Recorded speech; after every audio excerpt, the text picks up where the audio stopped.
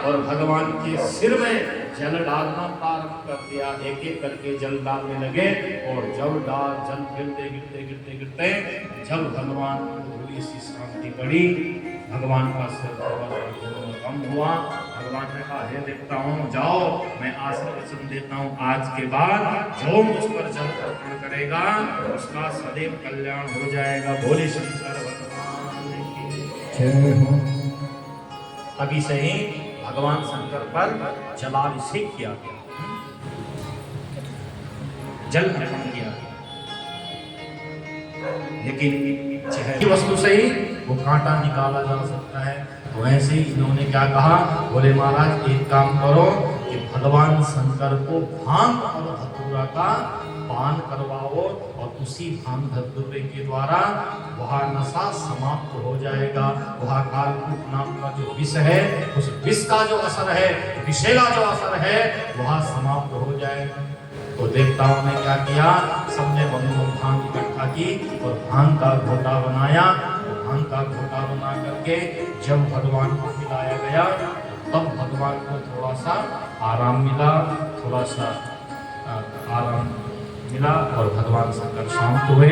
और उसी दिन से भगवान शंकर पर भांग और धतूरा अर्पित किया जाता है। लेकिन आप लोग कभी इसका सेवन मत करना। हाँ, भांग और धतूरे का नशा बहुत खतरनाक हो जाता है। जिसने एक बार पान कर लिया वो पागल के भांति कार्य करना प्रारंभ कर देता है। केवल अर्पण करना भगवान शंकर। तो भगवान शंकर का जो नशा था वो नशा समाप्त हुआ और उसी दिन से भगवान शंकर पर भांग और धतूरा अर्पित किया जाने लगा।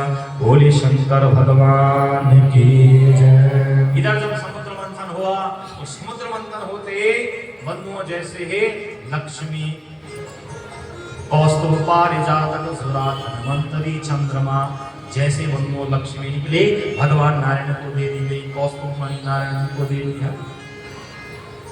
चंद्रमा निकला, भगवान शंकर ने कहा, हे देवताओं, ये चंद्रमा तो आप मुझे दे दो।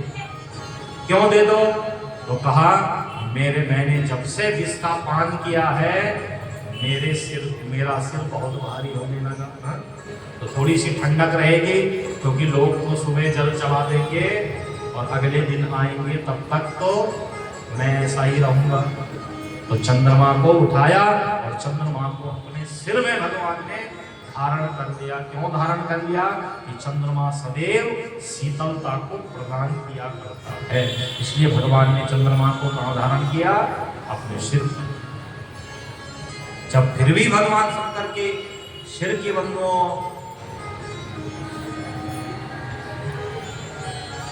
सिर का जो ताप था वो दूर नहीं हुआ, तो भगवान ने ब्रह्मा जी से निवेदन किया, हे ब्रह्मा जी, आपके कमंडलों में जो जल की बूंदे हैं उन जल की बूंदों को मुझे दे दो।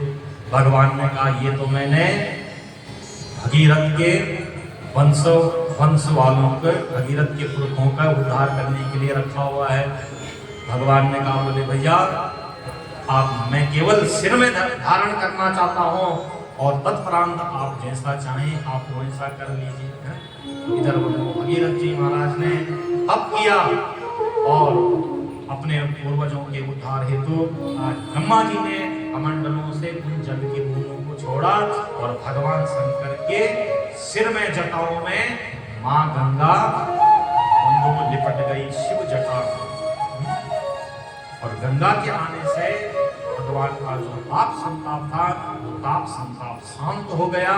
और जब शांत हो गया तो भगवान शंकर ने अपनी एक जटा को गौमुख में छोड़ा और वही सही मां गंगा प्रकट हो गई। बोले गंगे मैया की जय।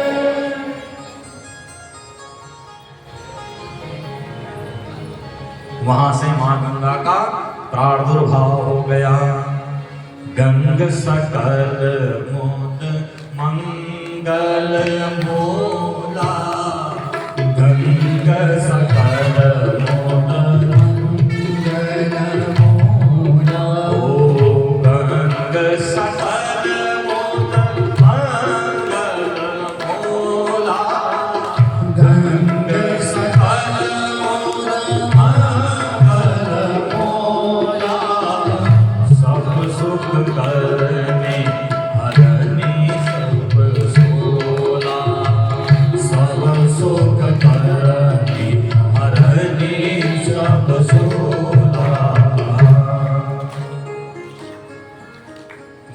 संग सकल मुद मंगल मोदा, सब सुख करनी हरनी सब सुख। उसी दिन से बंधुओं भगवान शंकर पर कांवड़िया लोग क्या चढ़ाते हैं? क्या चढ़ाते हैं? गंगा का जल। अभी अभी हमने भजन गाया था, क्या कहा था? सावन के महीने हम गंगा जल, लेकिन वो गंगा जल घर में रखने के लिए नहीं, किस लिए? भगवान शंकर पर चढ़ाने के लिए ना। जब आप पूजा कर दो धार्मिक लाभ ना, लोग छोटी छोटी एक डब्बे में गंगा जल रहे हैं, एक में दूध रहे हैं, एक में चंदन रहे, फूल पत्र पुष्प सब लोग जरा जरा जरा जरा लेकर सब पूरा।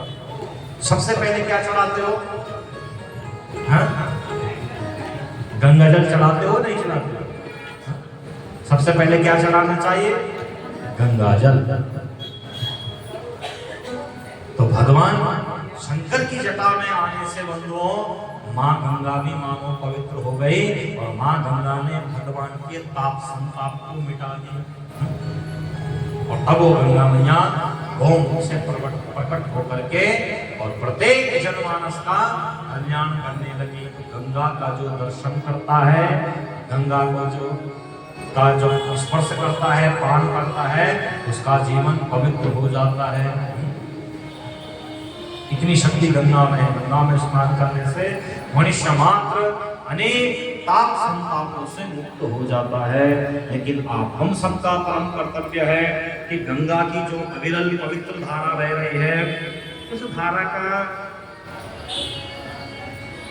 धारा को सदैव पवित्र रखने का आप हम सबने प्रयत्न करना है। लेकिन प्रयत्न कैसे होगा? हम सब लोग गंगा में स्नान तो करते हैं, लेकिन स्नान करने के पश्चात एक बड़ा निंदनीय कार्य करके आते हैं। चाहे नारी हो चाहे पुरुष हो, गंगा में निर्वस्त्र स्नान कभी नहीं करना चाहिए। शरीर पर, पूरे शरीर पर वस्त्र हो,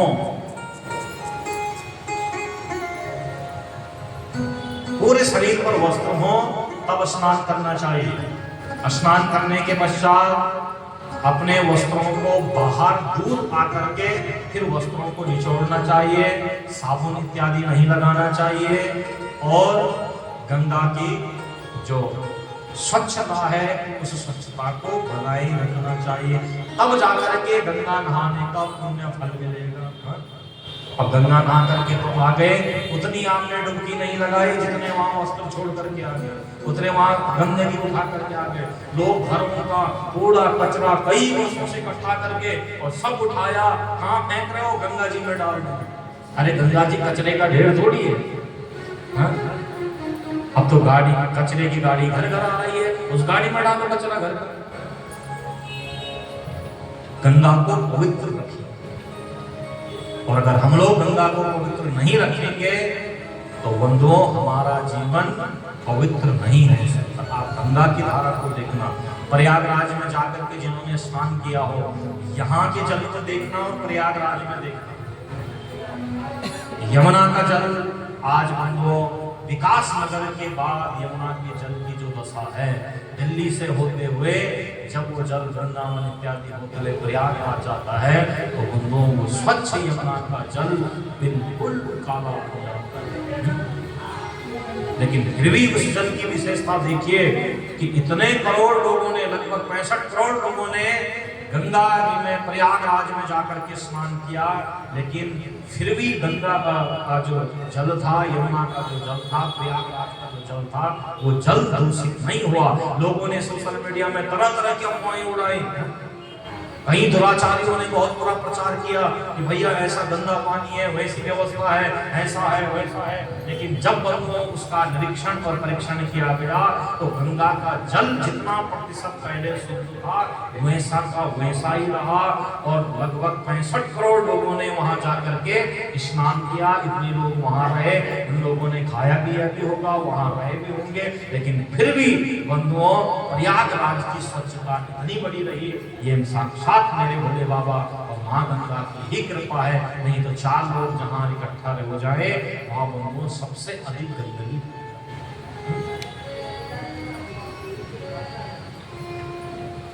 इसलिए आप हम सबका परम कर्तव्य है कि गंगा की अविरल धारा को बहने दें, उसको दूषित ना करें। घर का आपका जो पूजा पाठ का भी जो सामान है, जो जलाने योग्य है, उसको घर के एक स्थान पर जला दो। जो पत्र पुष्प हैं उनको खेत के किनारे में रख दो। और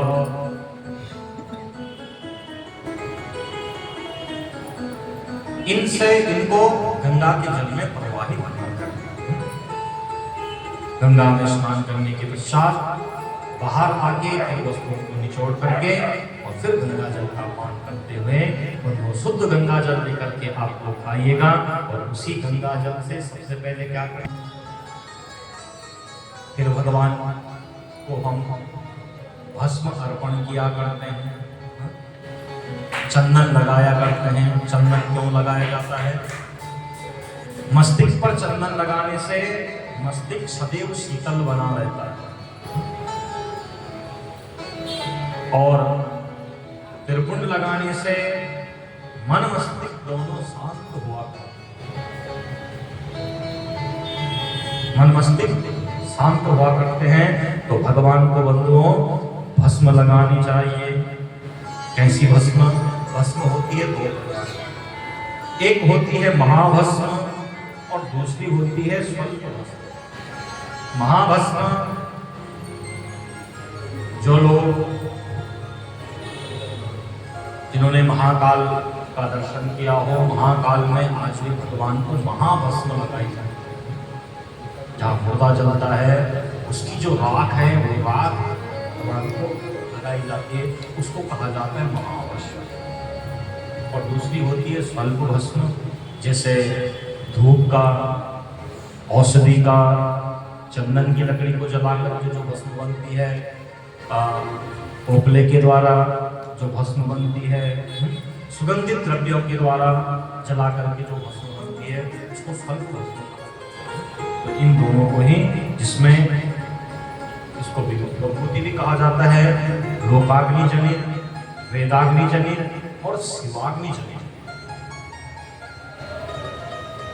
जिसमें हमारे संत महंत लोग अखंड धूना जला करके जिस भस्म का प्रयोग किया जाता है, प्रयोग किया करते हैं, उसको शिवाग्नि जनित कहा जाता है। शिव सानिध्य में जो सदैव जलती रहती है। जो लोग बंधुओं त्रिजुगी नारायण का दर्शन जिन्होंने किया हो, त्रिजुगी नारायण में आज भी वहाँ जो कुंड है, हवन कुंड है, उस हवन कुंड की अग्नि आज भी प्रज्वलित है। तो यह भगवान को अर्पण करना चाहिए, भगवान को चढ़ाना चाहिए।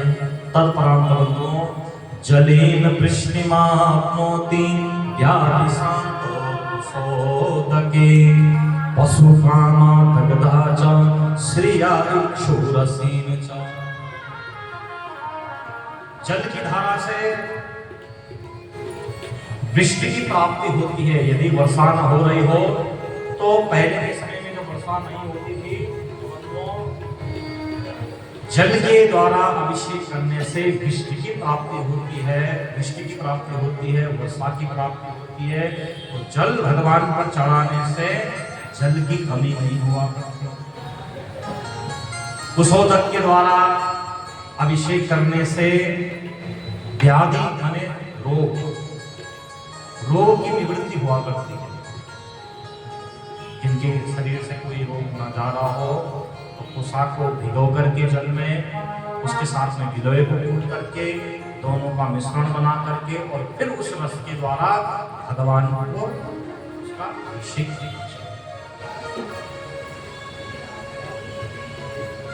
पशु की कामना वाला भगवान शंकर पर दही चढ़ाए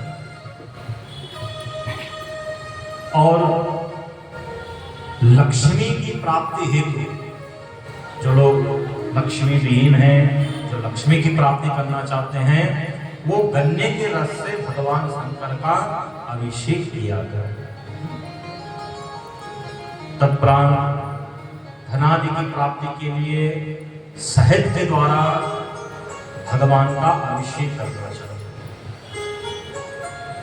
कीर्ति के द्वारा, घी के द्वारा, मोक्ष की प्राप्ति के लिए घी को चढ़ाया जाता है।